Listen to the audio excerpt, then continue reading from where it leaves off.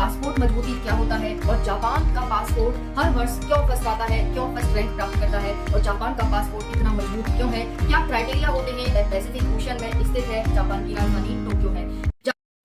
नमस्कार साथियों, स्वागत है आप सभी का पीएस स्टडी यूट्यूब चैनल पर। साथियों, आज हम फिर एक नए टॉपिक के साथ प्रेजेंट हैं। टॉपिक है पासपोर्ट मजबूती क्या होता है और जापान का पासपोर्ट हर वर्ष क्यों फर्स्ट आता है, क्यों फर्स्ट रैंक प्राप्त करता है और जापान का पासपोर्ट इतना मजबूत क्यों है, क्या क्राइटेरिया होते हैं किसी भी देश के पासपोर्ट का मजबूत होने के और क्या फायदा मिलते हैं पासपोर्ट मजबूती से उस देश को। विस्तार से इस वीडियो में बात करेंगे, तो वीडियो तक बने रहना।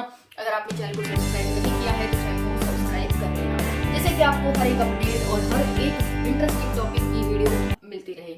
बात करते हैं फ्रेंड्स, जापान एक आइलैंड कंट्री है। जापान 4 आइलैंड पर बसा हुआ एक देश है, पैसिफिक ओशियन में स्थित है। जापान की राजधानी टोक्यो है।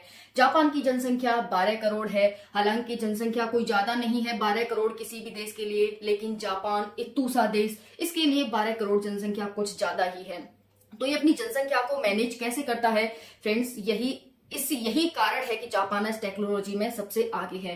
क्योंकि जापान 12 करोड़ जनसंख्या को कहां पर रखेगा, इसके लिए उसने टेक्नोलॉजी पर काम किया। और जापान में जो घरों की मजबूती मिलती है और जापान में जो घरों की ऊंचाई मिलती है वो 50-50 मंजिल के घर मिलते हैं। इसी तरह से उसने अपनी जनसंख्या को सेटल कर रखा है। ओके, जापान का जो TFR है, टोटल फर्टिलिटी रेट, वो 1.3 है। हालांकि ये यूएन के द्वारा बताए गए TFR से बहुत ही कम है। इसका भी एक आधार है कि इतना कम क्यों है, क्योंकि वहां के लोग लिविंग रिलेशनशिप में रहना ज्यादा पसंद करते हैं अकॉर्डिंग टू द शादी। तो शादी वहां करते नहीं है, लिविंग रिलेशनशिप में रहते हैं। वहां की जो महिलाएं हैं वो शादी करना एक बोझ समझती हैं, बच्चा पैदा करना एक बोझ समझती हैं। इसीलिए वहां के लोग, वहां की जो जनसंख्या है वो कम होती जा रही है। ओके फ्रेंड्स, जनसंख्या जापान की 12 करोड़ है। जीडीपी में तीसरे स्थान पर आता है। डेवलप्ड कंट्री है जापान। अपनी मिलिट्री नहीं रखता है जापान 1945 के बाद से अपनी मिलिट्री नहीं रखता है। क्योंकि फ्रेंड्स, आप सभी थोड़ा बहुत जानते होंगे कि जब अमेरिका के द्वारा जापान के 2 शहर हिरोशिमा और नागासाकी पर little boy and fat man नामक 2 बॉम्ब गिराए गए थे, जब से जापान का हिरोशिमा शहर एकदम तबाह हो गया है और वो आज तक ग्रो नहीं कर पाया है। और तभी से जापान के द्वारा अपनी सेना नहीं रखी जाती है। इसकी जिम्मेवारी अमेरिका के द्वारा ले रखी है कि हम आपकी रक्षा करेंगे। तो फ्रेंड्स, अभी तक नहीं रखता था, लेकिन अगर बाहरी देश आक्रमण कर दे तो अमेरिका से सेना को आने में जापान तक बहुत टाइम लगेगा। इसी वजह से जापान अपनी मिलिट्री पर भी काम कर रहा है और मिलिट्री को भी मजबूत कर रहा है। जापान 4 आइलैंड पर बसा हुआ एक देश है। होकाइडो, होन्शो, शिकोको, क्यूशू, ये 4 आइलैंड हैं। अब फ्रेंड्स, यहाँ पर TFR कितना है, 1.3 वर्थ पर वुमेन होता है यहाँ पर। अब देखिए, जो क्वाड की अवधारणा दी थी वो भी जापान के PM शिंजो आबे के द्वारा दी गई थी और ये अवधारणा दी गई थी 2007-8 में। फिर उसके बाद फ्रेंड्स, यहाँ पर अब बात करते हैं कि क्या कारण है जापान का पासपोर्ट इतना मजबूत है। फ्रेंड्स, जापान का जो पासपोर्ट है उसकी मजबूती के पीछे कई आधार हैं, चलिए जानते हैं।